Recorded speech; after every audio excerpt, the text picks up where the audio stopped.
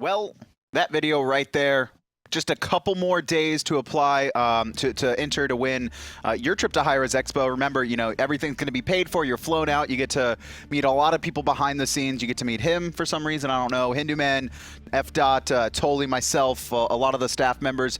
Janus, looking pretty good for you to be there as well as a coach right now. Yep, definitely, I would say. Feeling confident on Soar, but we still have some more Smite action to go through, guys. First two sets, I think, gave the group of death a little bit more honor back, especially after that really one-sided day one. Finally, we see some parity a little bit. At least teams training games with each other. Both games so far have been splits, but overall, it's still Soar and Denial in command for qualifying for Super Regionals. And this set is going to be this set is the most critical set enemy I think are going to play this tournament. If Denial 2-0 here, it is incredibly unlikely enemy makes it through, because that just means if Soar, you know, if you guys 2-0 your last set, it's it. Like, you're qualified, Denial's qualified, and everything in the final day is just seeding. So enemy really have to come out with fire, Janus. I think the really big key to this matchup is going to be the PandaCat versus Vetium matchup in the AD carry role. Vetium actually got that solo kill on PandaCat last time around, so I would say PandaCat's going to be looking to prove himself and definitely going to cement himself as the better hunter in this set. I mean, PandaCat always looks like he wants to prove himself. He always wants to fight. He always wants to push the tempo and be aggressive. And we saw him in that last game. I mean, if that's going to be the key matchup is Vetium versus PandaCat, I like the fact that Panda got hot right in that last game, that he carried the game for enemy basically in game 2. That puts Panda in the confidence level that he needs to go up against Vetium, who's looked very strong. Not a lot of talk about him as a hunter coming into this group, but Vetium's looked very strong thus far. Yeah, Vetium's playstyle definitely different compared to a lot of the North American hunters that like to be aggressive, that like to force the 1v1s, but his team fights have been great. Yeah, definitely. I'm always impressed by Vetium whenever I watch him play the game, and same goes for PandaCat, but I would definitely say that whoever comes out on top in this AD carry matchup will be the one who wins the set. Do you think PandaCat's going to get the better end of Vetium here? I actually am going to give it to Vetium. Vetium's been playing really, really well this entire tournament. PandaCat's definitely been hot coming off that victory, but I would say Vetium's definitely been more impressive. I mean, PandaCat's been hot and cold. We've seen PandaCat kind of not been able to make any sort of impact, like in game 1 in that last set up against Envious, and then he has, you know, the 12 kill blow up basically in game 2. So we'll have to see. Panda's definitely a volatile player. He likes to be aggressive. He likes to pop off and, you know, yell at the other team, and that's really, really fun to see here at LAN. But, you know, sometimes that can work against you. And this, I mean, this is, I think, enemy's star player. Obviously, Khaos has shown up. We're seeing some life in Shattered and Marauder as well, but PandaCat is always the guy that, you know, if things get going rough and you need someone to show up, he's the man for enemy. Like, what kind of, how important is that dynamic? I would say it's very important, and to have someone who you know is always going to be the carry, I'd say it's Barracuda for LG. Have someone you always know you can rely on to be solid, to be a carry for your team when not everyone's playing their best is really, really important. Well, man on your screen there, Vetium, he's been around for about a year now. Last year, obviously, had that really iconic run with the enemy lineup, obviously now facing off against his former teammates PainDeViande and Khaos. And he really made a name for himself, I think, him and Benji. Without a doubt, at Super Regionals, both of them kind of came out of nowhere as rookies and continuing to have a good performance this LAN. Well, Vetium's on his path to make it to SWC once again. Vetium's a really nice guy, and I don't know anything about Vetium. Vetium, I look at him as like a textbook hunter, you know, like he never does anything too flashy, which is like, you know, what you want to kind of do in the hunter role. You just want to chill back and land autos, and he's definitely one of the best at that. It's kind of boring to play against him, but he's like a budget Barracuda. He's a lot different from a player like Zap, where they'll always take a fight with you, they'll always box. Vetium will take the fight when he knows that he has an advantage.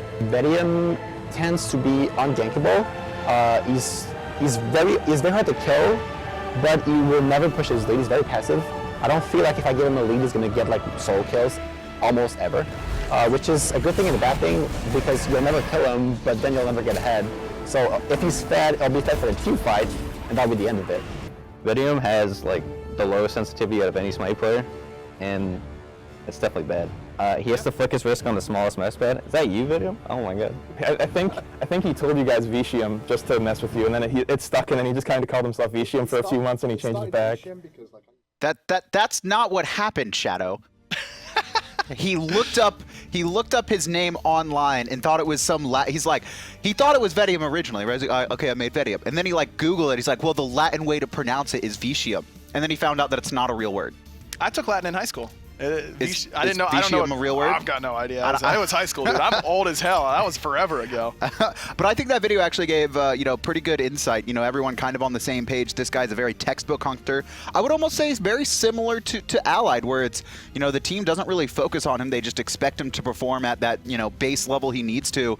And I wouldn't really say Pain. I don't really agree with Pain saying he doesn't push his lead. We've seen some really nice stuff out of Vetium, at least this tournament. I mean, he's willing to take the 1v1s. If you come at him, he's just not going to be the initiator. He's going to be the one counter-punching instead of being the one to throw the first punch. And it worked out. I mean, like you mentioned, Deanna, getting that that return kill, rather, a solo kill onto PandaCat, definitely that kind of stuff is just such a morale boost for you, as well as deflating for the other team. When you're the one going in, and then all of a sudden they turn it around on you and you get soloed, that never feels good. Well, game one picks and bans here, already starting off. Terra and Erlang Shen banned away from Denial. Nemesis taken out by enemy on the other side, targeting out Homiefe. Yeah, Nemesis has sort of crept up in the order, I would say, especially at lands, because it's sort of an unchokeable god. You can't really choke on Nemesis. You can't miss your ult. She's more of an auto attack based character after you ult.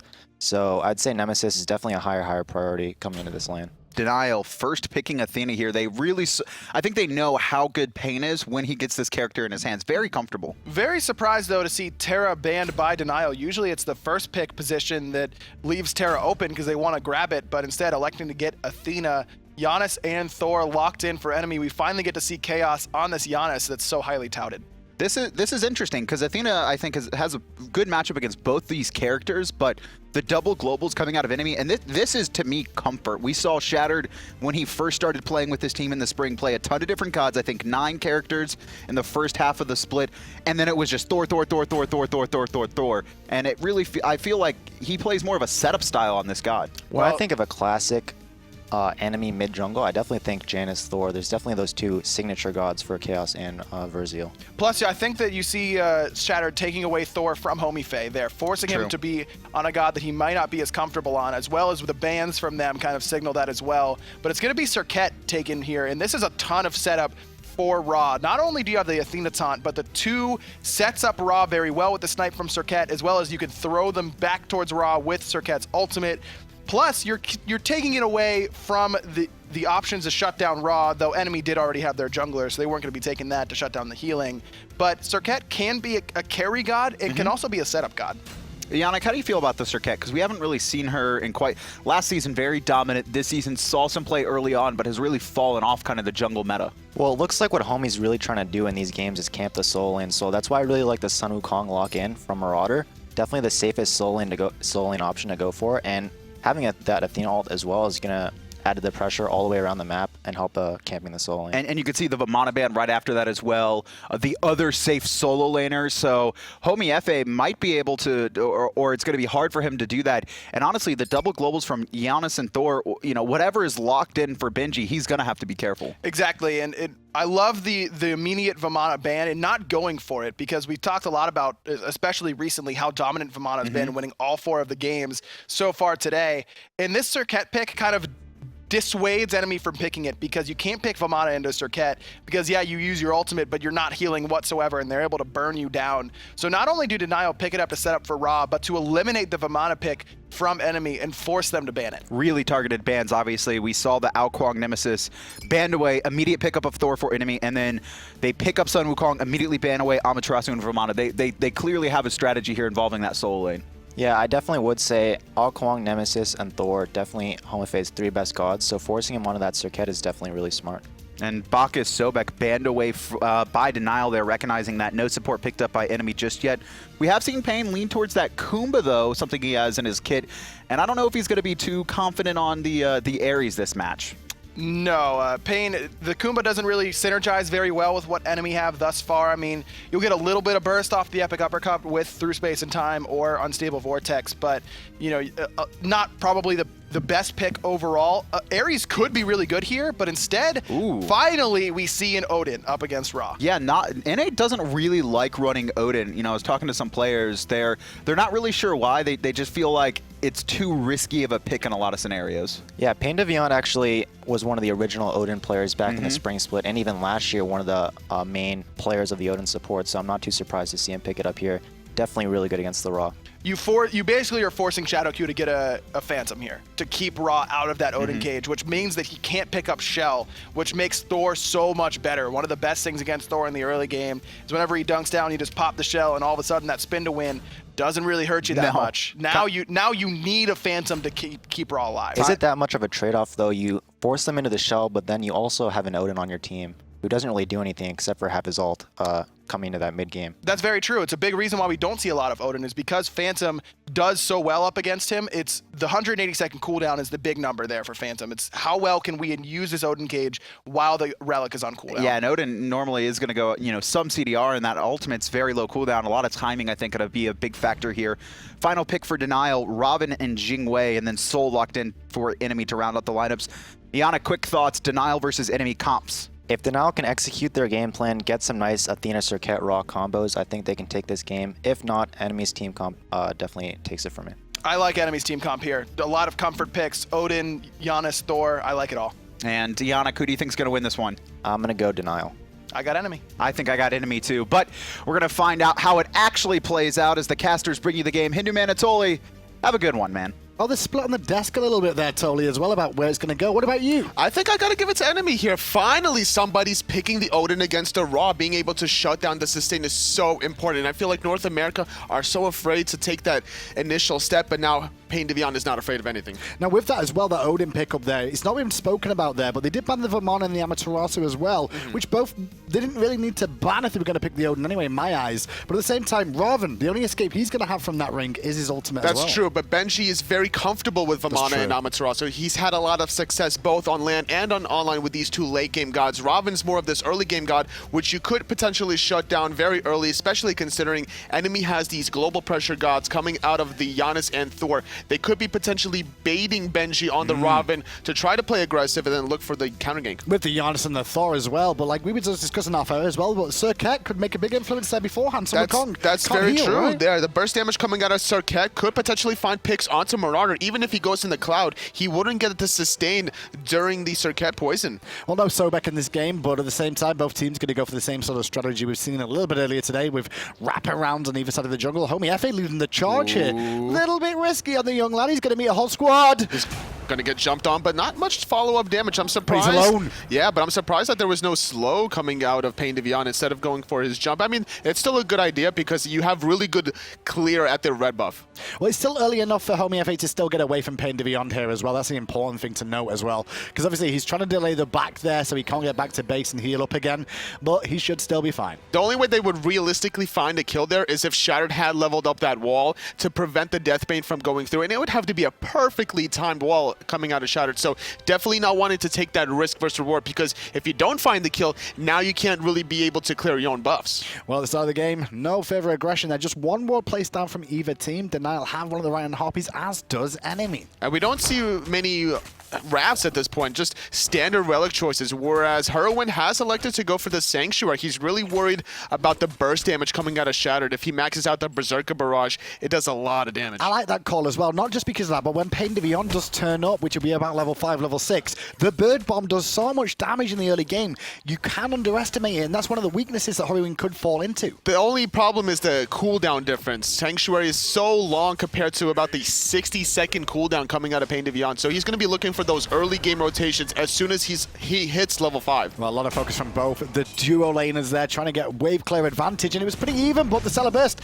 gotta make sure it goes the way of Enemy early. Vetium has to be careful. He's taking a lot of poke. He does have 3 potions though to sustain off of, as well as having the Death Toll procking off the minions, but PainDeViande having the Odin at level 2 heavily out clear Shadowq playing this Athena. And with a Stellar Burst as well, look at it, it's pretty much dead already in one combo. He did go watch his gift there, no blue stone or anything like that as we tune into solo lane, and we say ooh, but Benji's been doing this all blooming week. Absolutely, but he's getting out-poked by the Sun Wukong, which is a little bit unconventional. Normally it's the Ravana that wants to be able to get in position to be a bully, but at the other hand, Marauder playing the Sun Wukong. Oh, but in mid lane though, a lot of damage being done onto Hurriwind with the double tap. But the heal was still there and the minion wave being there didn't allow Shatter to continue on there.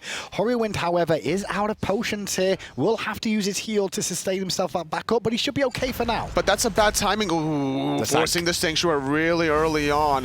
Can we see if that was a level 2 double tap coming out of Shattered? It more than likely was, I want to say at that stage. Yeah, it was. That So might have killed him.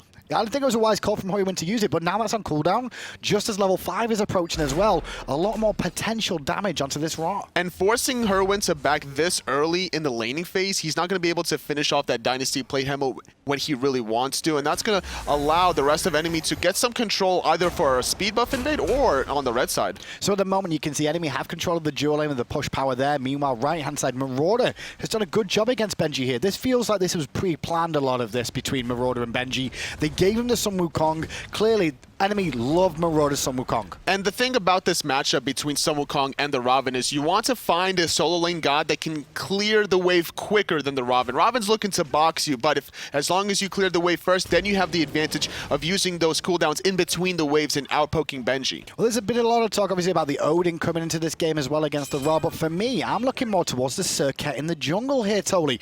It got picked very early when they didn't have to pick a jungler here, but they really wanted this pick. Oh, that's a great stunt to disrupt the flow from Homiefe. He really wanted to find Khaos, maybe force out that early purifications, but going to be rewarded for one Fire Giant meaning for his trouble. And like you were mentioning about the Serqet, there could be a lot of momentum for Homiefe if he can find this early kill. Like we mentioned, he could go for Marauder if that's his intentions, or he could just wait around and try to catch out Janus. And that's the main focus here, is it? Janus and Marauder, maybe? They're the two? You want to be able to try to get him low enough and get him out of the team fights. Make him use through space and time defensively, not have to worry. But look at this. Well, all this pressure from enemy across the map is giving him the chance of the left and the right-hand side as Marauder is beating up Homiefe. Shattered on his way as well, forcing the purification at Homie, who has to ult. Space and time, no tickles the Serqet. First and blood. she'll fall down. Shattered though needs to buy time as Benji's trying to wrap around and pick him off. Can't go in tower range, my friend, but he's still going to go down. The minions won't get involved, and the hammer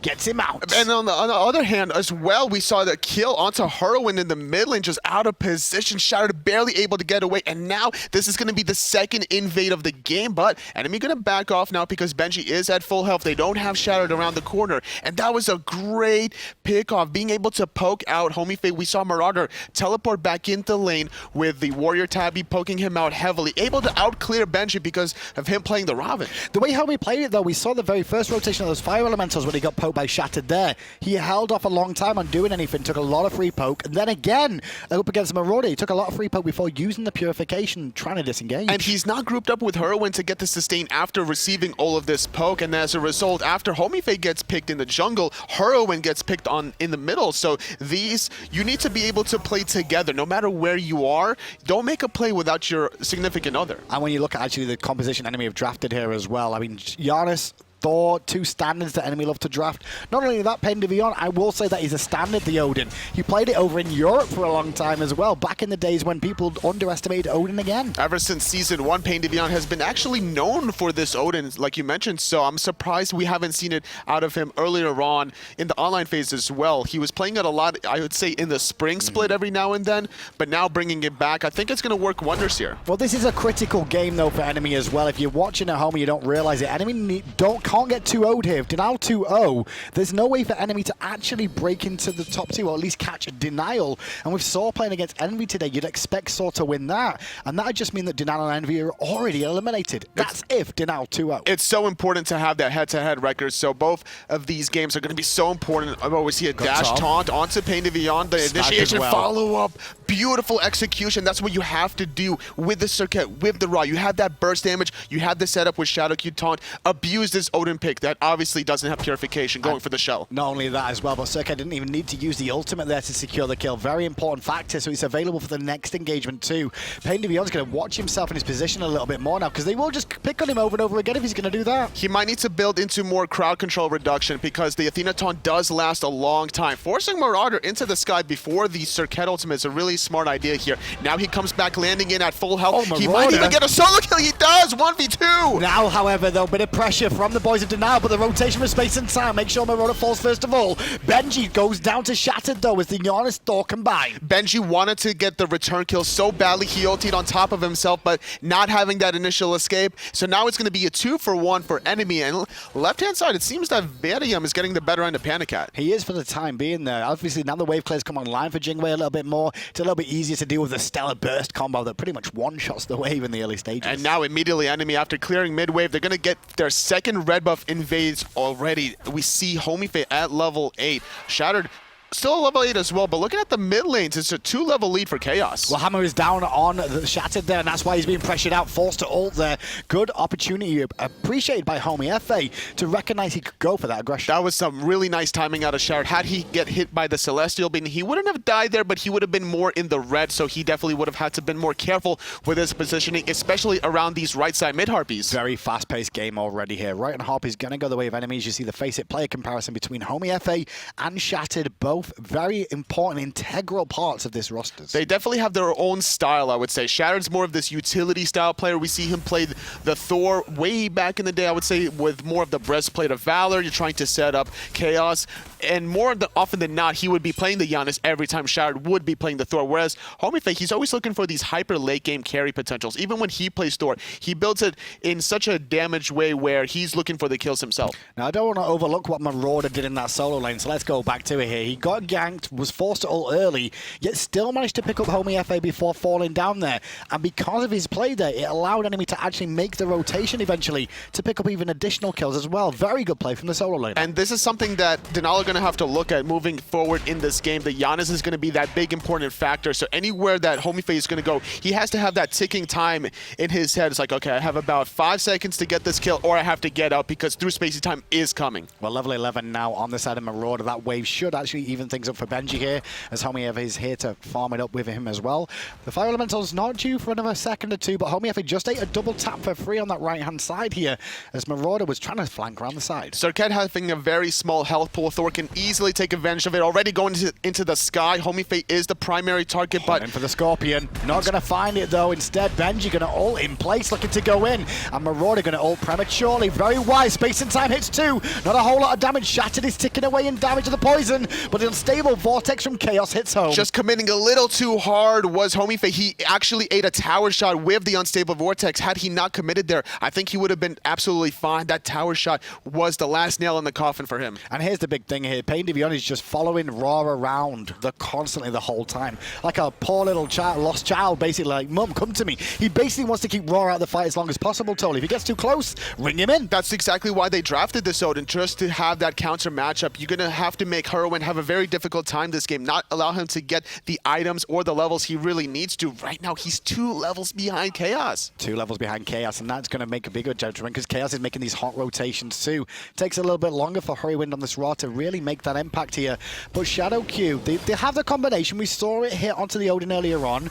Enemy's just going to be very mindful of that at all times. Shadowq and the rest of his squad is definitely going to have to focus Khaos just to get Hurriwind back in the game. Looking at Khaos' build, he's a very glass cannon mage at this point, going for Doom Orb, fully stacked Shoes of the Mad Guy, electing not to go for the Dynasty Plate Helmet. He's basically relying on such a tanky frontline between the Sun Wukong, Thor, and Odin. Well, enemy is still looking for more picks here. Homiefe did get hit out of the ambush there by the wall, but did not actually have a defense in this red buff this time around. That would have been the 3rd steal if enemy would have found it. Denal were well aware. That would have been problematic, but on the right-hand side, Marauder is proxying between Tier 2 and the Phoenix. He's feeling so confident with his 1-level lead, and there's really nothing that Denal can do about this, because if you overcommit that far, you're so far away from the Gold Fury that enemy is just going to sneak that under your nose. And at the same time, if you try and do that as Benji in this game, as the Robin, you've got to do with a Thor and as well the Janus that can rotate so quickly across the map. It's just so problematic for Denial to be able to deal with this Janus. Anywhere that they go, they're going to get exploited with through space and time, with a threshold shattered going into the sky, but nobody's going to be in range, unfortunately, for him. No, they were looking for a pick on the left-hand side here. Not going to find a single thing. Hurriwind perfectly safe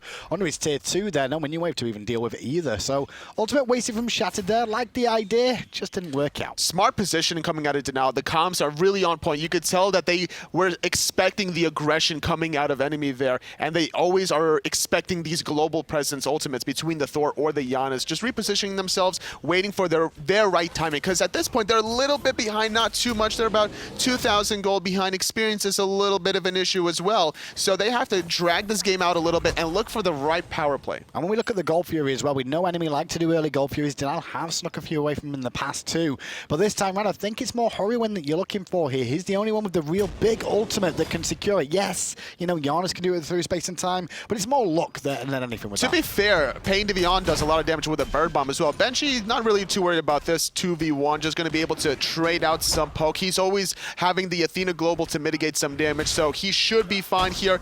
But the fact that enemy doesn't have the Wrath means that it's very easy for Denial to really not have to worry about that early game gold furies. And like you mentioned before, Hurriwind with the snipe can confirm it and steal it. Well, because of all the pressure that you can see that Denial, actually Benji put on the solo lane there, he allowed them to buy a little bit more pressure in mid lane for Denial there as well. So they're sieging up around this gold fury area, trying to get wards down, but that's why you see Shattered teleport straight back. Space and time! Not going to hit home, but the ring is there, and the chicken is dead. Just a beautiful execution yet again, and now Shadowq through the portal, Soul making the rotation, finding a second kill, and this is where enemy are at its strongest. When they group up, they find the weakness in your team composition, they find the picks, and they go immediately for the gold. And that teleport in from Shattered really make that all happen here. They're looking for the gold fury here as well. Thor is in the sky, just making sure nobody's going to turn up to steal it away. Great play from enemy. They get themselves a substantial gold lead now. 12.5 first gold fury of the game. Now Homiefe trying to respond in some way. He has to find Marauder here, but Marauder sniffs something out. He thought he could find the Naga, but he goes into the sky. He's not going to be able to sustain too much here. And now Athena's coming over as well. They may still look for him, but the portal is there. Great play from Khaos. Good communication from enemy. No more Janus game number 2. I'm calling it right now. Denial are going to ban it away. There's no reason to give Khaos this god. He's just so comfortable with it. Yeah, very comfortable with it. Doesn't really get himself out of a position much, and if he does, he's still Janus anyway, so he can reposition with ease. And if not himself, his teammates as well. Enemy have just been on point offensively, defensively, allowing themselves to save each other. But now a little bit of trouble is Shattered, forcing the purification though out of Homiefe. Overextended a little bit, but without the through space and time, there's going to be no counter gank. Well, that snipe did not hit home from Hurriwind there. He was really looking for the pick onto Pain, and actually it was more Khaos that we were really wanting for there, but unfortunately Khaos slipped through that portal in time. He just has great positioning. He's responding to his front line. He's allowing PainDeViande to be that buffer that he really needs to. Because of his glass cannon build, he cannot really rely on his tankiness or his health pool to survive team fights. So as long as he's in the back, he'll be fine. Looking for Marauder again, not going to find the kiss he was after there, unfortunately. He's not really got the Serqet going for the most part. I say that, I mean, he is 2-3-1. He's been involved in a lot that Denial have created, but it just doesn't feel to be hitting home just yet. The second top player damage for his team at this point in time, trying to look for some plays. He has forced a couple ultimates here and there. He did get soloed out earlier on by Marauder. You know, just forcing out the ultimates, no big deal. This allows Benji a small edge in the 1v1, even forcing out through space and time. Yeah, space and time coming through as well. It gives Marauder an escape route. I don't think they'll be too upset by that enemy, especially with the Gold Fury being down as well here, Toli. And the fact knowing that Homiefe doesn't have his ult for a few more seconds, that's going to play to the advantage of enemy here. Enemy's not really worried about Denial invading buff, so like you mentioned, the Gold Fury is still being down for 3 more minutes. Enemy are very comfortable. They're still relying on this lead. This is a 4-level lead between Khaos and Hurriwind. Well, now 3. It's huge. It's a really big lead, though. For 14 minutes in to have a 3-level lead, you're in a bit of a doom and gloom here. The benefit is, though, you are playing raw, so the sustain comes into play as time goes on, but you've got to get those levels. Yeah, but you're looking at the other end of the battlefield with Khaos now finishing off that Chronos pennant, even throwing out more unstable vortexes, more portals to save his teammates, more thresholds to speed everybody up and slow the opposition. This is going to be a lot of trouble coming for Denial. I think Khaos just recognizing as well the position of the game here, because normally you'd see penetration come online, more than likely an Obsidian shot coming out from the Janus, but recognizing the lead that he's got in this game, he doesn't need the penetration as much because he's got raw power. Absolutely, but look at the distance that enemy create for themselves with the Thor and the Janus. Yet again, Shattered going into the sky, looking for somebody to land on. Connects out to Homie, double tap, Berserker Barrage, and through space and time. Clean pick. And the snipe back from Hurriwind was good, but it won't be enough to pick up a kill onto Shattered there. Nice little clean pick, taunt in mid lane, gonna hit PandaCat. Round the corner comes Vetium, who knocks up Panda, but there is Disapparate in play, and he uses the Gust nicely to avoid a little bit of return damage. Vetium just gonna go back into the laning phase now just to be able to get a little bit more farm. That's what you really want to do as a hunter. If you don't want to get into a team fight in mid, you have to always be clearing. You have to get into the late game form. And meanwhile, on the right-hand side there, you can see Benji trying to keep his tower alive as Marauder just proxy farms again to keep him pinned in this lane a little bit more. 8-3 at the moment is 16 minutes in. The gold lead is continuing to stretch, you know, just ever so slightly, tick by tick. And Marauder just now teleporting underneath the squad of Denial. And now Shadowq could be in a little bit of trouble just dashing away, but he's going to be running into Marauder. And it's a trap! The whole team is here. Admiral Akbar, eat your heart, but the taunt comes into play, and the Phantom too. It still doesn't matter. Shadowq will fall. He probably needed to use his ultimate just to get out of danger, but they're not done yet. Marauder landing on down. Khaos finally dies, resetting those Doom Orb stacks. But meanwhile, Marauder on the backside, very, very low. Vetium is here as well. At half health, used the airstrike and Denial. Can't fight anymore. Second snipe from Hurriwind does hit. He's hitting the snipes, which is great. He's just not finding the kills because everybody's too healthy. That is such an important pick onto Khaos. Level 17, his respawn timer is the highest of the game, tied with Marauder at this point, so being able to shut him down also limits his damage because of those Doom Orb stacks resetting. Ooh. Marauder, he knew that Homiefe was backing, but didn't have the vision. He didn't have the range either. Jingle Bang is too short. It needs to be longer, Tolly, don't you think? No. You don't think it needs to be longer? What, did you watch the movie, the Sun Wukong movie? I think so. Well, there's a celebration, some Supernova coming out, I should say, from PandaCat, but he'll be fine. The wall did help out a little bit from Shattered there as well. So the boys of Enemy will just fall back to their own half of the map for now. You know what's better than 1 sentry ward? 2. 2 sentry wards. Yeah. You can only hold 1, Tolly. That's true. How can you hold all these sentry wards? I know. It's just too difficult. And sentry wards are going to play a fact again as the Gold Fury has respawned one more time right now. The last one went to Enemy after that great little team fight that happened beforehand. I don't think Denial want that to go the same way again. Absolutely. But Enemy, they're very contempt about keeping the issue forced, I would say. PainDeViande really wants to try to go for these team fights. With his passive, building it up, if he can find some kills or assist into his cage, he'll get the 5 physical power. On top of building Hide of the Urchin, he really wants to keep team fighting and getting those assists. Yeah, that's very important for him, as well as obviously seeing Shadow pick up that Phantom as well. Getting these team fights off when your ultimate's up and the Phantom is down, very key for the boys of Enemy here to abuse that situation of that second relic. But now Denial, they have to reposition themselves and find somebody out of contention, but PainDeViande leading the charge, gets spotted out by Vetium. Shadowq has to be very careful about initiating because immediately he will be caged in. Even though he does have the Phantom to be walked through it, the rest of Enemy will hunt him down. And there's a taunt in mid lane. Khaos gets hit by a snipe too. Homiefe trying to clean it up, but the pole comes in. Ambush to close the gap as well. Space and time fired. Will hit home into Homie and shines in the sky. Not going to find the stun onto Homie, who blinks over the wall perfectly to get away. Oh, that needed to connect onto Homiefe to not allow that blink to reset the combat timer. So just letting one slip away, both Khaos gets away and Homie. And now it's just going to be a little bit of a forced Gold Fury from Denial now. Well, let's have a listen into Denial's comms as they look to do the Gold Fury. Gold's really close. We just want to stay on it. I think it's just... Yeah, I think we can. Yeah. Do we have Ralph? I have my run for secure, that's about it. Can we stay? Are we burning? We're burning? Yeah, we're burning. We have Rod in. Nice. Nice job. Get out. Trying to get out. Shadow's coming Get down. out. Oh, Zap. Yeah, ready out. I'm not out. Step out. Run. I'm We're fine. good. I'm chase. I'm gonna Lock it up for a second. You're gonna chase Shadow. You're gonna dive me for sure. I'm out. I'm being You're for now? I'm walking out. Okay, watch the mid tower. Can we Watch the start? mid tower. Okay, I'm coming mid. Can we defend this safely? Yeah, we Yeah, can. probably. Yeah, we heal. Okay. If you need to. Shadow has ult. Take him I'm back. fine. I'm defending mid. Yeah, call for my ult. I have all my actives. We need help mid. I need help mid. Look at Wukong. I'll leave Eddie. I have everything. Look at Go. This is top down. I want out. I beat. Salt's I vaulted. Salt's swing it. Can we push Reds, mid tower? go for Reds. Okay. Can we go We can mid? probably go for the Reds, Calm yeah. down. Yeah, I'll get wave. What's our plan? They're on their buffs. I'm just gonna check their buff. Soul splitting. Yeah, I'm pushing wave. Can you talk? Maybe I could have. For this tower. I didn't realize. Sorry. Yeah.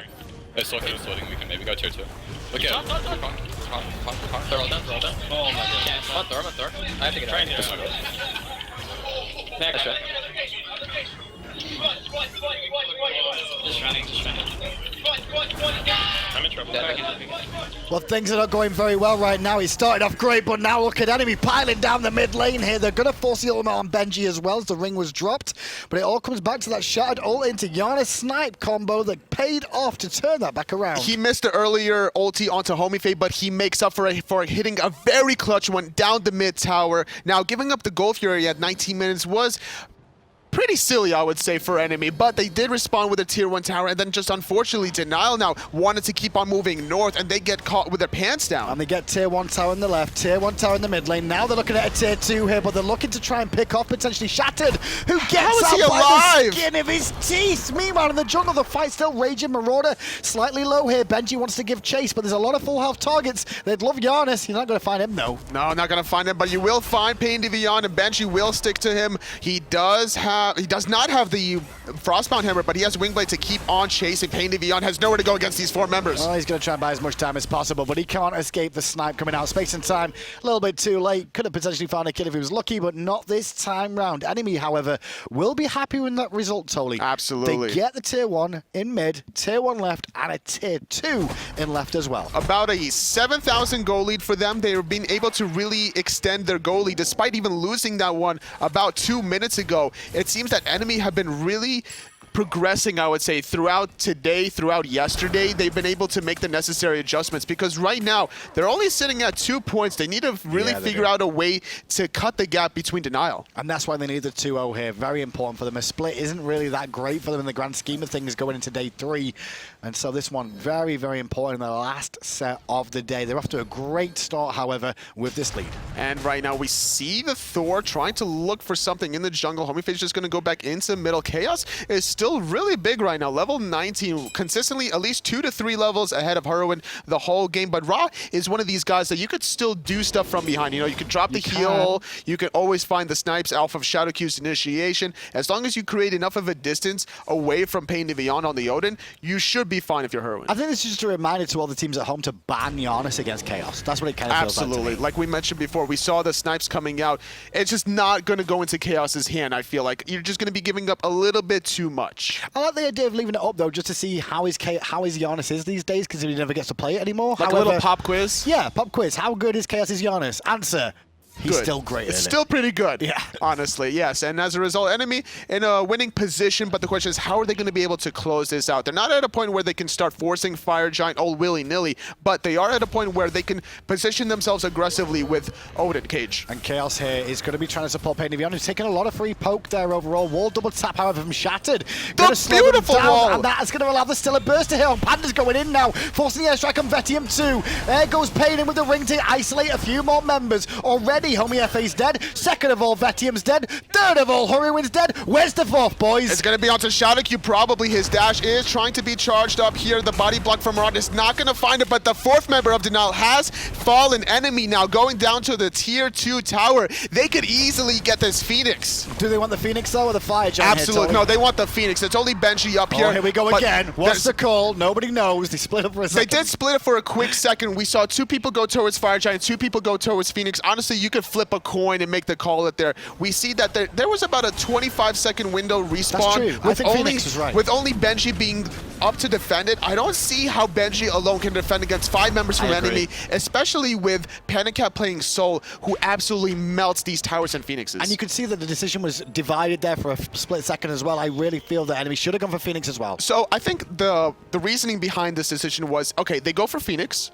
but then they can't get Fire Giant, and that gives a small window for Denial to maybe sneak the Fire Giant. So now with enemy in the late game form, having a 9,000 gold lead with Fire Giant buff, they should be able to clean up this gold fear, clean up the last tier 2 tower of the game for Denial, and then really start knocking out these Phoenixes. And they can really look to do that as well. With how these fights have gone as well, for the most part, all pretty much in enemy's favor. Since the early stages where Denial did answer back a couple of times, but looking at Serqet, is it really done enough?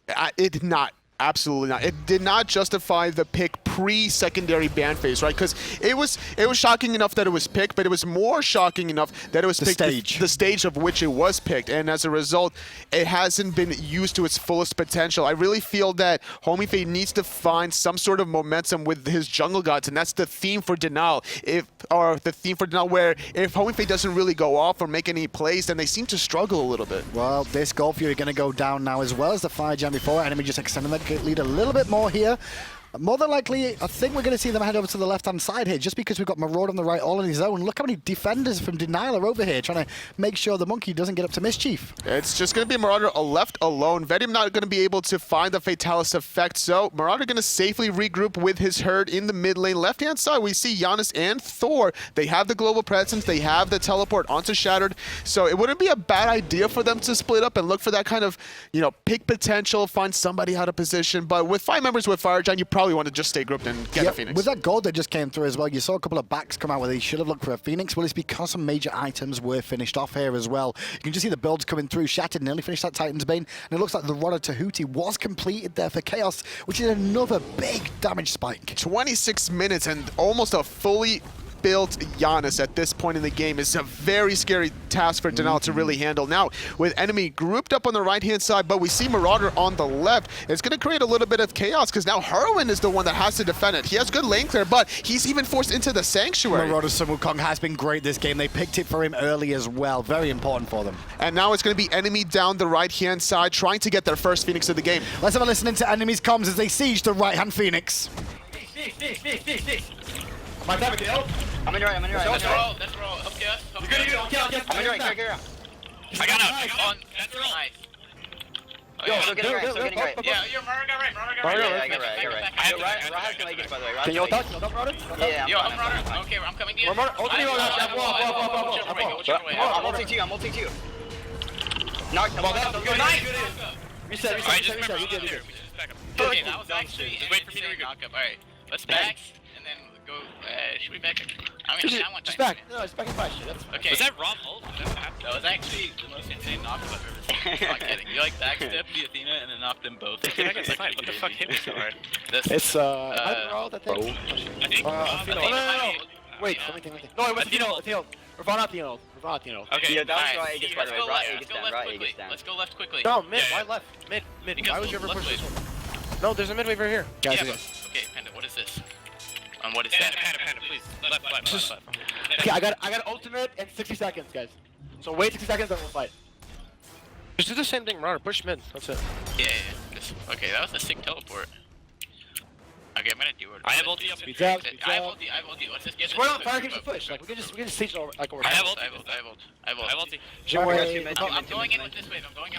Which one? The left side? Okay. Yeah. Then 5. Go left now. Just get it. Get out. Phoenix. I'm on wrong. I'm on Phoenix.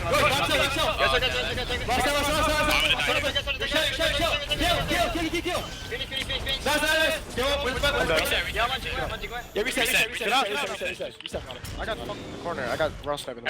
I'm fine. You're good. That's fine. We got Phoenix. It's fine. It's all worth. You guys got double. Go to.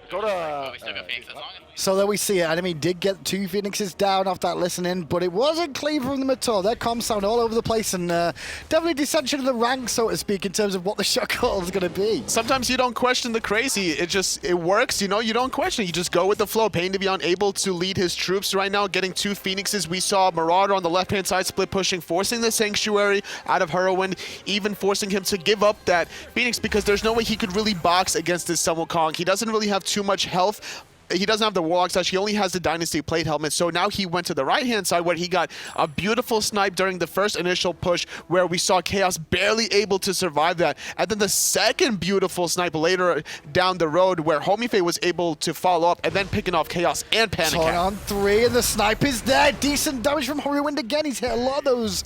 But so far, it's not giving much kills so far. The boys of enemy seem to just be healthy enough every single time. And without a Chronos pendant now, it's going to allow enemy to really be grouped up with Khaos and PandaCat respawning to now have a very small window to try to get this fire jump, but PainDeViande is right around the corner. They could find the cage. There's plenty of people here that can cause some issues from long range as well. Shadow going up, space and time, off the mark, PainDeViande. Gonna look at Shadowq for a second here. His dash is down as well. The ring could come into play, and there it is. Homie on the backside, though, was looking towards PandaCat, and he's gonna get zoned out of this fight. Vetium, however, did use the airstrike, but Marauder's chasing after the carries. And the Titan is being attacked by Firemen's at the same time. So now enemy going to be a free Fire Giant, no problem decoy, just making it a little bit problematic for Benji to find the back. And that's going to be a clean pick onto Shadowq. The Phantom wasn't available to get away from Pain's cage. Fire Giant rewarded for enemy. And that Fire Giant is going to be completely free for them as well. 17-7 now, 30 minutes in. Enemy are looking better than they did yesterday already. They've been doing their homework. They know what to expect out of these teams, and they've been adapting it. They gave up the Athena for a reason. They didn't care about the Athena. They had their own bait, right? They bait the Raw, finally picking the Odin. Well, I mean, yeah, they beat the Odin, but at the same time, like, they knew they were going to get Janus if they picked for the Athena. Like, I would have probably picked the Janus if I was Denial there. Was the Athena that much of a problem? Well, I think that it's also that you want to take it away from Pain because, that's true. Like, we saw a lot of Athena Scylla, I would say, earlier on in this tournament. I mean, from my eyes, though, you're valuing Khaos's Janus lower than Pain's Athena. I don't think you could do that. No, I definitely would have to agree with you. That. I can't do that either. But now enemy, 31 minutes into the game, they got the gold here right now for no reason whatsoever, just to stack the pats. Space and time. Choo-choo train. One is dead. Next on the list, running for his life, won't get far. It was Hurriwind. The boys are coming through, and Khaos is coming from the back with the portals and the unstable vortex that starts to Shrek through the boys of Denial. Airstrike, though. He's going to be able to get away, but Shadowq hand all on the left side. Phoenix does get taken out yet again. Titan at less than half health. Enemy pushing down for the final push. It's going to be the first game to enemy. And it's pretty much clean as well for them. From the very outset of that game, you saw the rotational ability from the Janus and the Thor. They made an impact from minute one, and they went on to win the game quite comfortably. I don't expect Janus to be left open for Khaos ever again this tournament.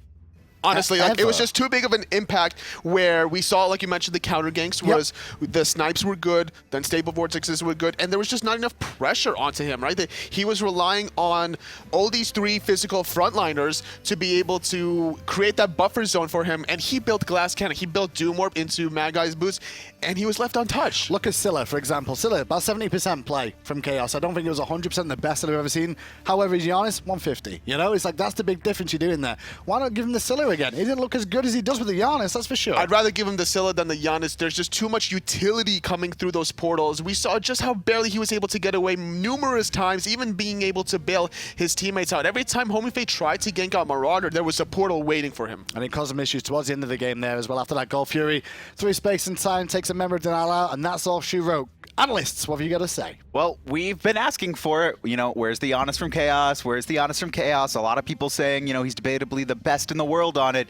Finally, we see the Janus. Finally, we remember, okay, yes, he is one of the best players in the world on it. Hey, Janus 2-0 so far this weekend, right? I mean, it's been Snoopy and Snoopy and Khaos. Small sample size. But, Janus is really good, man. More people should be playing this god. Yannick, what did Khaos bring to enemy for this game?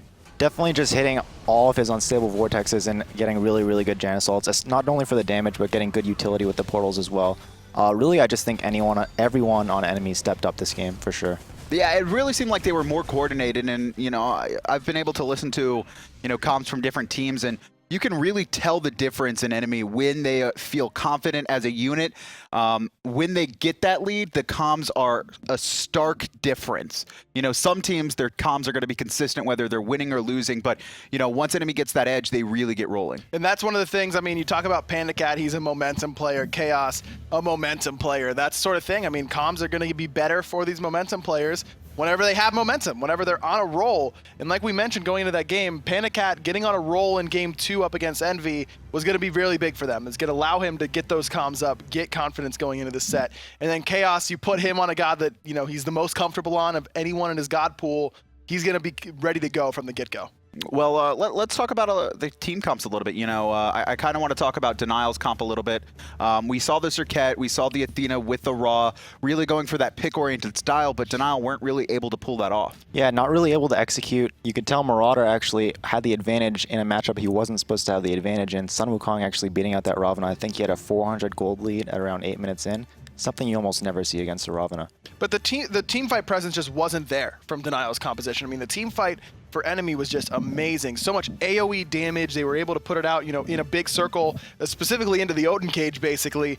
But for Denial, like you mentioned, that was basically a straight pick comp, and they didn't get enough picks. Yeah, they were only really able to execute a couple times. They got an Athena dashed on in mid into a Hurriwind snipe, maybe 1 or 2 times, but then every time they tried to execute that pick comp, they were just too far behind. The snipe was only doing half their health, and then there was really not enough damage to follow up afterwards for Denial's comp to really work out. We did start to see those snipes coming through, you know, starting to connect It in was that just too mid-game, late.